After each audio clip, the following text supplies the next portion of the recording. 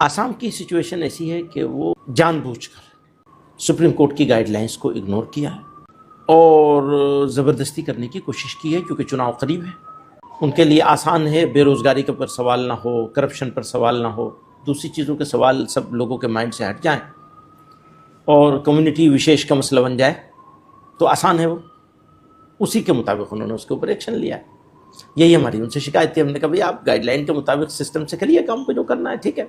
तो आपको लगता है वो टारगेट कर रहे हैं कम्युनिटी को? हमें नहीं लगता, वो खुद ही लगा रहे हैं इस बात को। कुछ लोग एक जगह रहते हैं, एक गांव है, आपने उस गांव को उजाड़ दिया, पेपर्स में नाम दिया कि ये एविक्शन हो रहा है फला फला वजह से, फॉरेस्ट में है, इसमें है, उसमें है, जो भी हो, तो पेपर में तो ये नाम है, और अपने भाषणों में कह रहे हैं कि ये डाउटफुल लोग हैं, फला है फला है। तो आप ये क्यों कह रहे हैं कि हम एविक्शन इसलिए कर रहे हैं कि ये फॉरेस्ट में है? आप ये कहिए हम एविक्शन इसलिए कर रहे हैं कि ये बांग्लादेशी हैं, आप ये कहिए ना।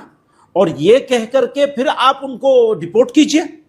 बांग्लादेशी होने का और बांग्लादेशियों को डिपोर्ट करने का एक पूरा प्रोसेस है, वो प्रोसेस कहीं भी इंप्लीमेंट नहीं किया जा रहा है। इस केस में इविक्शन वाले एरिया में कहीं कुछ नहीं किया जा रहा है, लेकिन जबान से अपने भाषणों में वो कर रहे हैं। तो आप समझ रहे हैं कि निशाना कहीं और है और बातचीत कहीं और है, काम कुछ और हो रहा है, निशाना कुछ और हो रहा है। तो अपने वोटर्स को, जो फ्यूचर में उनके वोटर्स हो सकते हैं, उनको बेवकूफ बनाने के लिए वो अपने भाषणों में दूसरी बात कह रहे हैं और काम दूसरा कर रहे हैं।